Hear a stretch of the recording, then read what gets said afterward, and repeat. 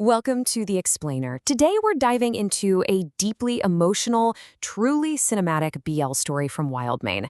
It's called The Alpha's Remorse, a love worth rebuilding. Look, if you're a fan of intense heartbreak, brutal betrayal, and those unforgettable second chances that take years to heal, well, you are definitely in the right place. Oh, and right up front, make sure you subscribe to WildMane so you don't miss any of these incredible emotional narratives. All right, let's just step straight into this powerful story of love and loss. Okay, let's set the scene. Please come. I need you. It's just 5 words, right? But in this context, they carry the weight of the entire world. Picture this. It's a heavy, rain-soaked night. The city lights are just kind of blurring outside the sterile hospital window. And our protagonist, Minjae, is sitting alone on a freezing cold bench, just waiting. He's been waiting for 3 agonizing hours after sending that exact message to the one guy he was absolutely certain would come running. But you know what followed those 5 words? A heavy, deafening silence. No missed calls, no footsteps rushing down the hallway, just nothing. Which brings us to the real emotional core of this explainer. What actually happens when the person you'd sacrifice everything for just leaves you behind? Take a second and really think about that. Because on that rainy night in the hospital, Minjae learns a painfully brutal truth about love. It's this shattering realization that really sets the stage for everything that follows, the profound loss, and eventually this desperate search for redemption. But to fully grasp the gravity of this heartbreak, we actually need to rewind a bit. 3 years earlier, to be exact. This is where we meet Kang Taehyun. He is the incredibly young CEO of a massively powerful company, but the world basically only knows him as the Ice Alpha. And honestly, he is feared. He's untouchable, notoriously cold. We're talking about the kind of guy whose employees literally lower their heads when he walks down the hall, and corporate rivals actually shake at the mere mention of his name. He's a man who has built these massive, impenetrable walls around himself purely because he was raised to believe that showing even a hint of emotion means losing absolutely everything. But here's where it gets really interesting. There is a total night and day difference between how the world sees Taehyun and how Minjae sees him. To the public, sure, he's this cold, powerful titan. But Minjae, he just works late shifts at a small, quiet bookstore. And when a soaked, super irritable Taehyun walks in one rainy evening, Minjae doesn't see a terrifying CEO at all. He just sees a lonely, deeply stressed out guy. And as Taehyun keeps finding excuses to return to that bookstore, he secretly brings Minjae food, and he even smiles. It's this incredibly vulnerable side of the Ice Alpha that literally no one else on Earth gets to witness. Their connection starts to really deepen, and it all hinges on one profound sentiment from Minjae.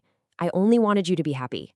You have to remember, Taehyun had spent his entire life surrounded by sharks, people who only wanted his money, his power, or his influence. Nobody had ever just wanted him. So when Minjae, who hasn't asked for a single dime or favor, just looks at him and says that, it completely shatters Taehyun's lifelong defenses. It's this incredibly touching moment where the untouchable alpha realizes he is genuinely loved for exactly who he is. So, following their timeline, we really see this bond evolve. 3 years ago, they meet.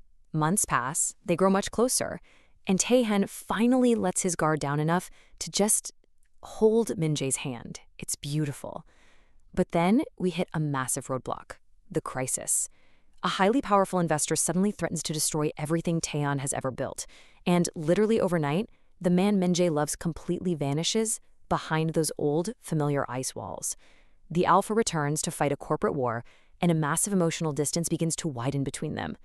And that growing distance, it's entirely paved with empty promises. I'm busy, I'll explain later. Trust me.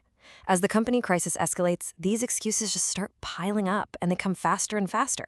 I'm dizzy, I'll explain later, trust me. Minjae has left waiting up until midnight, then 2 a.m., then sunrise. Total communication breakdown. Eventually, these short, dismissive little sentences become the absolute only bridge left between them. And it is a bridge that is rapidly collapsing under the sheer weight of neglect. It all boils down to a truly devastating truth for Minjae. He chose business. He chose everything except me. Let that really sink in for a moment. There is this absolutely gut-wrenching scene where Minjae, who is just exhausted and hurting, confronts Taehyun, essentially just begging him to remember that he exists. And right at that highly vulnerable make-or-break moment, Taehyun's phone rings. And Taehyun answers it. He actively chooses the call over the man right in front of him. He completely dismisses Minjae's pain without a second thought. Which brings us right back to the ultimate betrayal we talked about at the start. Malicious rumors actually start circulating that Minjae is just using the CEO for his status. And instead of defending the person he supposedly loves, Taehyun stays completely silent. Minjae's world just collapses. He calls Taehyun from the hospital, literally shaking, telling him he needs him. And the response? I can't come right now, I have a meeting. It's the final, fatal blow. That silence and that devastating phone call absolutely shatters whatever was left of their bond. What naturally follows is the silent goodbye. Now, Minjae doesn't scream, he doesn't write some long dramatic letter or demand that Taehyun chase him through the rain to prove his love. No, the next morning he simply packs his things and disappears. And I think this perfectly captures a really painful reality about human relationships. Sometimes the most permanent, devastating final goodbyes aren't the loud, explosive arguments. They're quiet. They're the silent disappearances that happen when a person finally realizes they are utterly alone in a relationship. Tracking the aftermath of that, we enter this agonizing timeline of separation. Right after the betrayal, Taehyun just arrogantly assumes Minjae needs some space to cool off. But months later, he finally visits the bookstore only to learn Minjae has completely packed up and left the city. And this triggers an absolutely frantic search. For the very first time in his entire life, the powerful, untouchable Ice Alpha has zero control. He's searching empty apartments, his calls are bouncing. It takes a full, grueling year of desperate searching before we finally reach the reunion. And man, that reunion is incredibly intense. Taehyun finally tracks him down to this small, quiet cafe, but he finds a much stronger, very different Minjae. And the guy standing before Minjae, he isn't the feared CEO anymore. He is totally broken. He looks at the person he loves and utters these incredibly heavy words. I abandoned you when you needed me most, and I will regret that for the rest of my life. It's this profound moment of raw accountability. He is finally acknowledging the exact crushing magnitude of his failure. And this brilliant moment perfectly illustrates the massive shift in Taehyun's character. Because Minjae totally reasonably asks, why should I believe you've actually changed? And Taehyun's response is striking. I'm asking you to watch what I do. He actually takes a step back here. He pivots entirely away from making grand, empty promises because he recognizes that his words mean absolutely nothing to Minjae anymore. He asks Minjae to judge him purely, day by day, based solely on his future actions. So how does he actually do it? Well, this right here is the exact anatomy of forgiveness. Step 1, showing up. Step 2, listening. Step 3, choosing Minjae. He doesn't do it with ridiculously expensive gifts or massive dramatic movie gestures. He does it with small, consistent, hyper-reliable actions. Every single day, he has to prove his remorse. The man who once completely abandoned Minjae works tirelessly to become the man who never, ever lets him feel alone again. Fast forward years later, and they return to the exact same bookstore where it all began. Which brings up a really fascinating question. If you could go back, would you change everything? When Minjae asks him this, Taehyun actually shakes his head no, because he realizes a profound truth.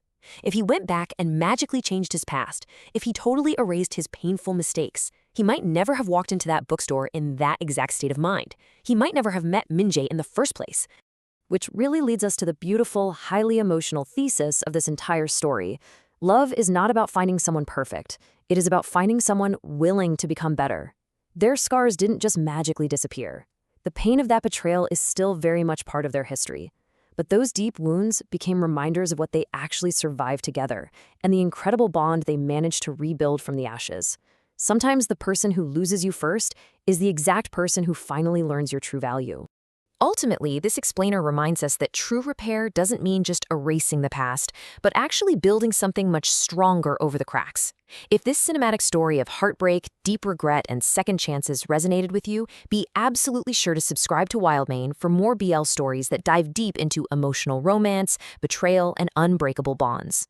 And before you head out, drop a comment below and let us know, what type of BL story do you want us to explore next? Are you looking for more heavy angst or perhaps a lighter, sweeter romance? Thank you so much for exploring this amazing narrative with me today. Keep learning, keep feeling, and I'll see you on the next explainer.